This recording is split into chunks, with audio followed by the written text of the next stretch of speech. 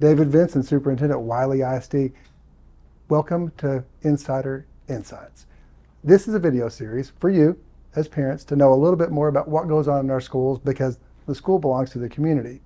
What we're going to do is get some general overviews and specific things that we can tell you about what happens in schools, from counseling services to other things that are going to help you know how to navigate the school and how to navigate the process a little bit better. You know, the idea and the goal is for you to be prepared so that you can prepare your kids, and then we can serve you better. Welcome to this journey. We hope that you enjoy it. For today's Insider Insights, we are moving from counseling to safety and security. And the thing is, our first priority, our top priority, is the safety and security of our kids and everyone that attend our schools, from employees to parents and to everyone else. That being said, our Assistant Superintendent, Scott Wynn, he's in charge of student services, and among transportation and safety and security is under one of your previews, right? Absolutely, yes. And then Brian Kelly, Director of Safety and Security. And Brian comes to us from, actually you were at SMU, and what was your role at SMU? I forget. I was lieutenant. Okay, and he, so dealing that, so you spend a lot of time in that safety and security realm, college now, K through 12. So today we're going to talk about that and kind of cover some topics. There's lots of questions that I get and that you guys get, and I think that I've gotten most of these written down, but maybe there'll be a few things that we have kind of from the perspective of what you get asked most and about what parents would want to know, because this is one of those information items for them. So the first one, can you walk us through some of the key safety and security measures that Wylie ISD has in place to protect our kids?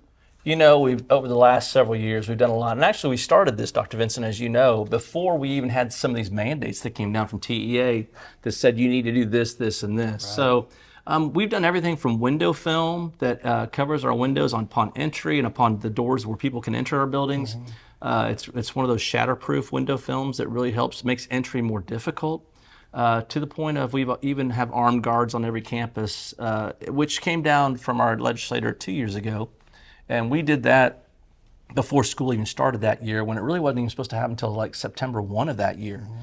And so when you look at all these components that we have, we've really been on the forefront of safety and security, even with hiring Brian Kelly in December of 2019. Boy, that was a wise decision. Yeah, right? I mean, you think about how everything rolled into it.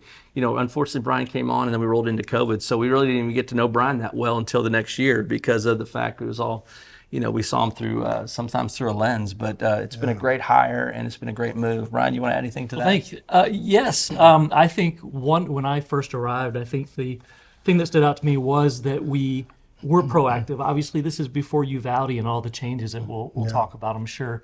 But one of the things that we have that I think is above and beyond what most districts have is a radio system that has direct communication with police and fire departments. We have over 600 radios, and staff can contact police and fire directly and get help as quick as possible. That's really important, isn't it? Yes, absolutely. That's all. When you think about the delays and all those different things, rest assured that it's happening here. And we spent a lot of treasure on that, on these radios. They're digital. We've upgraded them. And, that access that we have, that doesn't happen everywhere, does it? No, it doesn't. Most cities are very reluctant to give that access to their 911 operators. And our cities, Wylie, Sachse, Murphy, have embraced that direct communication and quick response. So when you look at the other things, one of the things that you were big on when you got here, we had a lot of cameras and a lot of things that were, in place, but you kind of put systems and processes, and actually we did some upgrades there too, right? Yes, absolutely. Our camera system is in the midst of a complete revamp. We're replacing majority of our cameras and adding cameras where we had some blind spots or deficiencies. The system has so much more capability, clarity, the ability to save longer periods of time and identify objects and people and better searching mechanisms. So it's very helpful. Kids, we can see your license plates now. Yes. Oh, you can't believe the clarity. So, I mean, not that I'm excited about that, obviously, but, one of the things, there's a lot of those kind of things. Is there anything else, guys, that I'm forgetting from any of those things that you might, just from those standards? Yeah, I think when you look at the cameras is so important, and we have it on our buses. We're redoing our buses as well this year, to the point where that kind of clarity is going to help us from pinpoint any situation that happens from the time of inception. And really, you know, our APs and those watching the camera had to switch cameras. Okay, I gotta go to this camera to see if this kid entered there. No, the camera now tracks the student throughout. If you say, I want to track this student or this person, it will track them throughout their progress till you find out what happened. So I think it's just so imperative as part of our security. And we thank our patrons for voting for some of this on the bond, which is fantastic. And it's really enhanced what we do. So speaking of the security guards, you know, we have implemented those, and we were one of the first people to get that done, and we have a private security company that we work with. Can you tell us about what their role is on campus and what those look like, guys? Certainly. Can we take? Yeah, go ahead, Brian. All right. You work with them. We have 10 SROs, which are full-time police officers. Yeah. We have 8 unarmed security guards at the high schools, which help out with the administration, you know, doors, those types of things. We'll talk more about that in a moment. Our armed security officers, which are contracted security guards, they're level 3, DPS level 3 certified security guards. Their main job is making sure that doors are closed, locked, and operate correctly. Multiple times a day, if not hourly, they are walking the perimeter of the building, checking doors, making sure they're locked Right. at the elementaries and intermediate schools.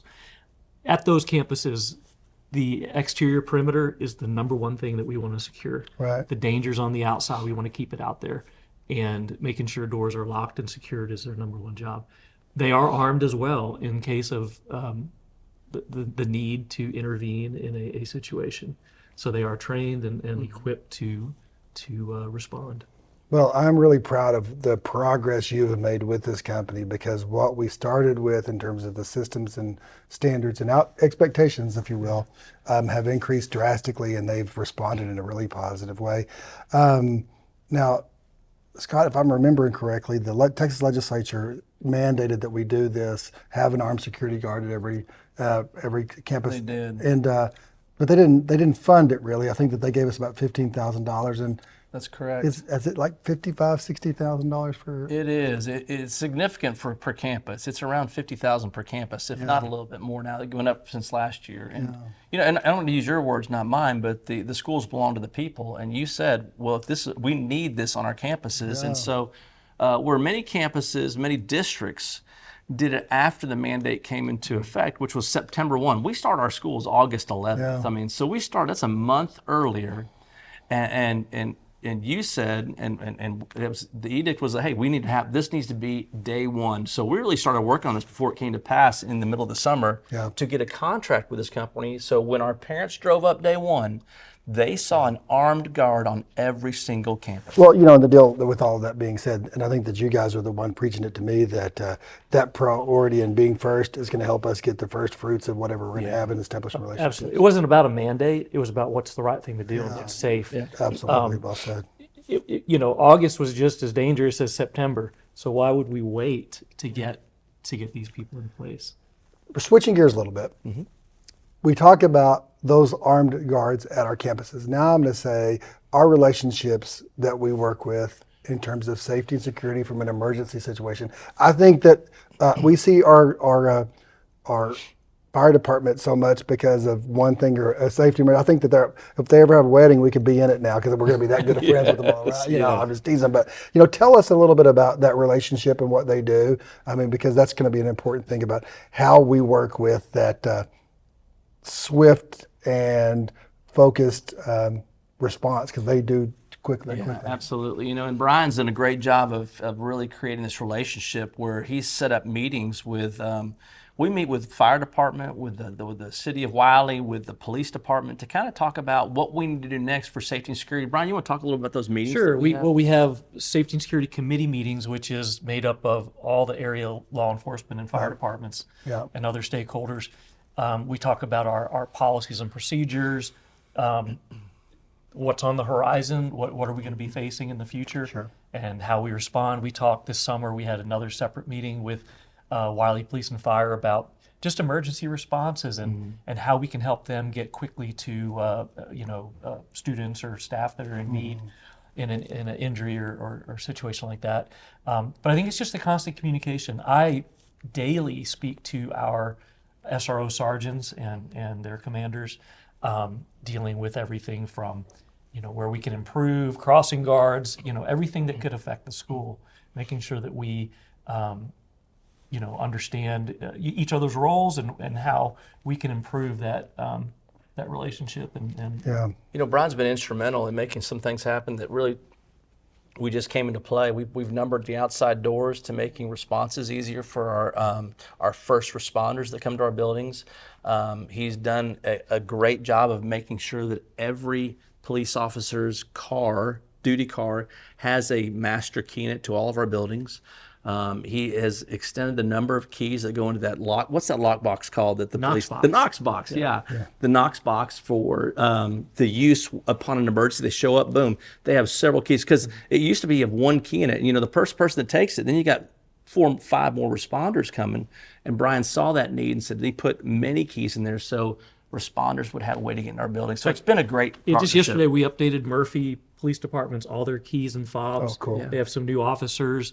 So, and they can get into all our schools. So when we have a mutual aid need, Murphy can come into Wylie's buildings and vice versa. So we want first responders to have zero barriers to get in and help us. The best thing among your many things that you've done, Mr. Wynn and I would say is you speak emergency services, you speak cop, you know how to, although we're good people and want to do, sometimes they don't understand that what we're saying. And so you say, well, what he meant to say was, thank you for making us look good, right?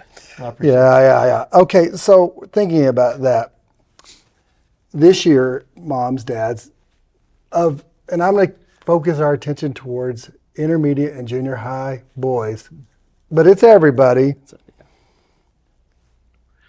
We live in a different world where you make threats that were once playground talk, whatever they were, and in 100%, 100% of the time they said, I was kidding, I didn't mean it. I mean, talk to us about what happens when someone makes a threat. Tell us about what happens to that student and what age of a level, and I mean, that they're held accountable by law enforcement, and what happens to them. All right. Well, it's interesting here because we have the two-prong approach. Mr. Wynn is over discipline in that area. The police department deals with the criminal side of it. Yeah. So the age of culpability is 10. If you are 10 years of age or older, you can be arrested for that crime, and will be if it meets the elements of the offense.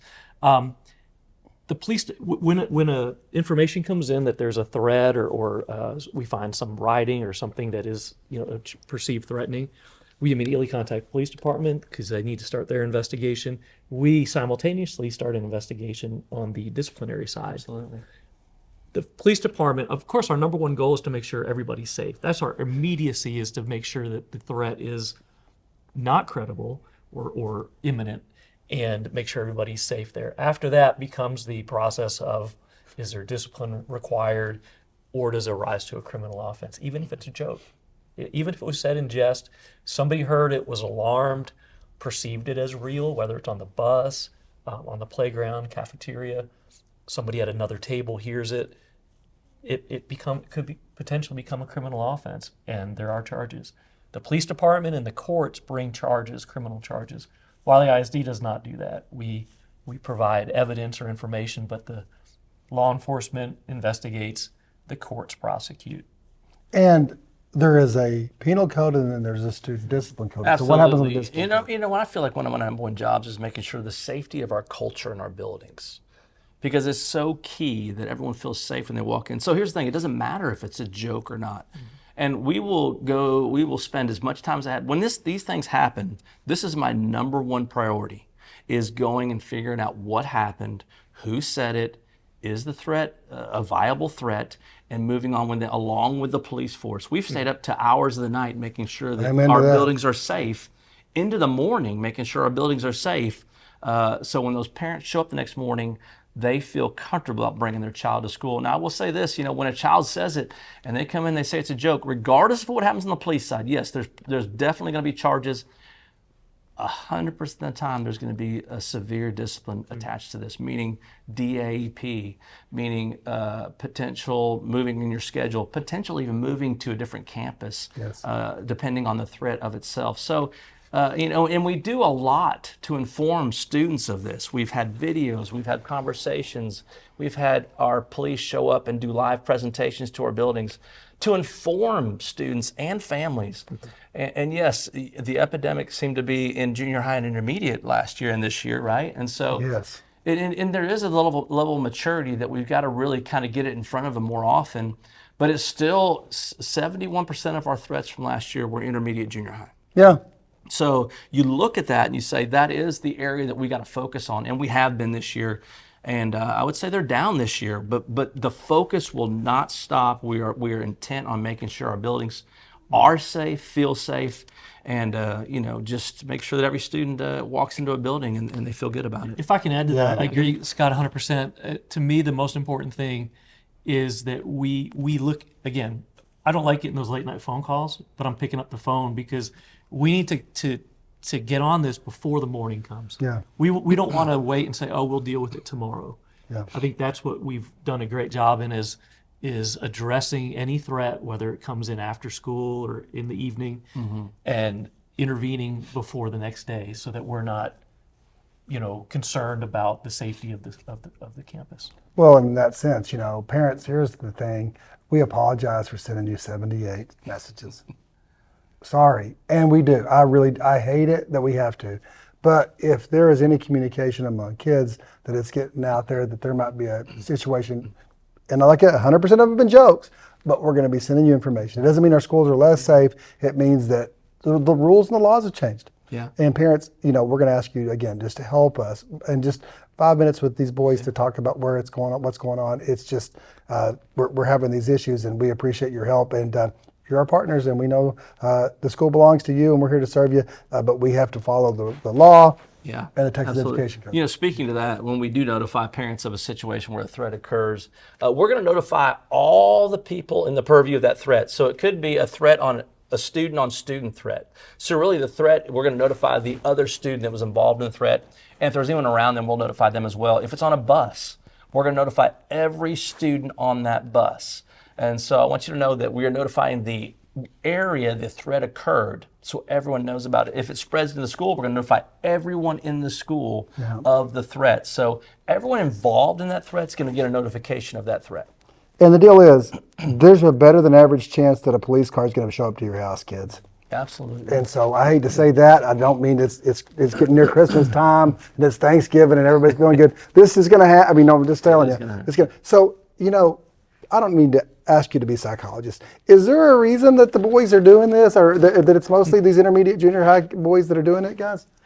It's a great question. Different opinions. I mean, for me, being the father of a few boys, I think when they're at that middle age, they're still trying to figure things out. They've got the bravado. They've got the, they've seen enough movies to how to be tough. And I think sometimes they say something without the intent of what what the consequences will be. So people I think this age group just needs to think before they speak sometimes and know those boundaries. And I would speak to parents as well here. Parents, work with your students on replacement actions, as we're going to do here as well. What replaces that? Because it comes out of a midst of anger. They get angry about something and they're going to spurt something out, right? Something comes out. And if it's inappropriate, it's going to have a severe consequences. Parents, work with them. Say, hey, instead of doing this, do this. Instead of yelling out this, let's talk to how we can work through that. Maybe go tell a teacher that's nearest to you what's going on. But there's a lot of replacement actions we can give these students. And parents, we encourage you to do that at home as well as we're doing at school. Well, I mean, the deal is, and I've been in the tail end of these, and these kids are shocked. Yeah. They act like, what? I mean, and it happened probably in the classroom over, and I'm just, dude, it was yesterday something happened, But I mean, that's my frustration, and that was a replacement action for me right there. Right? That's right. I don't know. What should parents know, speaking of that, how Wylie ISD handles emergency situations like, not just threats and stuff, but weather, lockdowns, other emergencies? Brian does a great job with all of our weather. It's really consistency and it's really practice. So, yeah, we use standard response protocol, which is a national group. It's from I Love You Guys Foundation, which resulted from a tragedy. Yeah. But what it did was standardize the toolbox of each school district in different emergency situations, such as a lockdown, which is when the danger's in the building, and that's when students lights are out and students move away from visibility of the door. To weather alerts, we have weather shelters in our district. To holds when there's a need in a hallway to get an ambulance for a injury or a situation, things like that. So we teach that, we train that, we drill it every semester. We drill these and make sure people understand what to do. And then on top of that, we also teach that situational awareness, that you are prepared to respond to whatever may happen. Whether you're on the playground, the danger's in the building, take your students and go to a safe place. We have reunification sites published. We again work on these things. So I think that's the key, is just that discussion and answering those questions when I visit campuses and talk to teachers and staff, making sure they understand what they can and can't do in an emergency and what's the best practice. Good. So that's a big thing. And then when we talk about this, we talked to the counselors last month, and we talked about this connection between mental health and safety. What is a threat assessment? Yeah, it's a good question. Brian has set up a really robust threat assessment for our school district. We have when we have a threat assessment, our threat assessment is district-wide. I've heard some districts have it on campuses where it funnels up to the district level, but ours is district-wide. And I think what's very important to know about this is that I think it's so much more effective because of the amount of people we wrap around that meeting time. It's a wraparound of services, from psychologists to our lead counselor to our nursing to our we got 2 SROs in there. We got Brian Kelly, myself, director of curriculum, So when we talk about a student in that meeting, we begin to wrap services around the student to help this child. And we work with the parent too on the back end. But Brian's done a great job with that. I'll let Brian explain a little bit. Tell us what a threat assessment actually is. Definitely.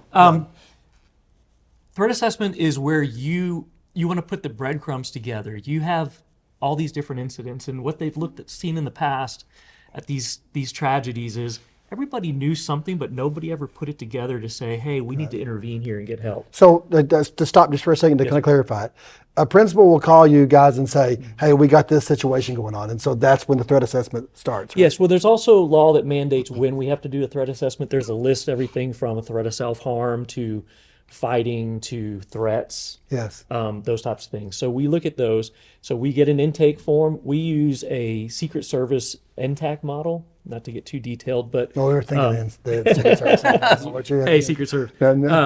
But I think echoing what Scott said, what I like about what we're doing is the campus is dealt with the situation and they were involved in the discipline side. Yes. We look at it from a completely different perspective where we weren't involved in that. We're looking at it from all these different expertise, and again, getting that help. So our district is big, but small enough where we can handle that. We meet weekly on these and evaluate them. We look at it not only to get the person that is the subject of the threat assessment help, but also to see, hey, is there a real situation here where we need to put in some protective measures for the rest of the campus? So it's very holistic. It's one of those, we'll never know the success of it, only by things that never happen. And I think it's our most proactive way to intervene before something progresses to an act of violence. And I think it's been very successful. I think it's other than being mandatory, which was put in after Uvalde, what we're doing has a lot of value to it. Yeah, we started doing it before that, and the thing that I like about this is that they said we need to have a district-wide system. So, because when the campuses decide, it's up to that particular campus or whatever. Now we have a protocol that is standardized and systematized, so that we have the advantage of having these things happen before, and we can work through them and know what they are, and then have different eyes with different expertise. And it's, guys, I mean, our schools are the safest you're going to ever find because of what we do here, and all these protocols and procedures keep your babies safe for self-harm, for violence, any of those particular things. And it doesn't happen all the time, but when it does, We're moving to action. And we share this information with other. If a student transfers, that threat assessment goes with them, and then we share that information with the next district, as they do with us, if someone transfers in our district. So it's very. I mean, I think it's a good system through the state of Texas. So, talking to parents, one of the things that we get a lot of questions about is how does the district communicate with parents if an emergency or safety incident occurs on campus? What should parents, we've talked about it a little bit before, but what should they expect? We're always going to be cautious when we do that. We're going to go and do our investigation. And I think April said this before, is that we're never going to be faster than a student's cell phone on campus, because that happens pretty quickly. But we're going to get our information out quickly. And we're going to make sure that we get the right information out. Because here's the thing, we don't want to cause undue fear, undue angst for a parent. We want to get the right information out exactly when it should get out and give consistent updates. And April's been fantastic at this, working with April, our our Chief Communications Officer, Yes, she's behind April the Cunningham, scenes. she is. She's behind there. I don't know if She she wants is. to come out and say, hey, but I mean, April, just so we can see this. Come on, Come on over here, April. Now it seems weird. Now, like we have this figure. Hey, there she is. Yeah, very good. Yes, All the communication. You think that we're great writers? It's not us. No, it's not us. It's all that happening. And she really has to literally work 24/7, because when that happens, she's engaged with every circumstance that we have as far as it goes. But parents, we're being proactive. We're making sure you have the information. We don't want to alarm you, but trust is earned in drops and lost in buckets. And so when we do that, we're communicating with you, so we have to. Yeah, I don't know if it means anything, but my office is right next to April's. So if that is any indicator of how important communication is. Of course, my number one responsibility is the scene and making sure it's safe and emergency management. But I work with April directly when it comes to getting the message out that needs to be put out as quickly as possible, but in the right. We're going to deputize her, give her a badge and a gun, maybe. And so last questions. Are there any upcoming plans or improvements to further enhance the safety of and security of our schools? Because I mean, we've done a whole lot, but is there anything on the horizon that we need to be looking towards?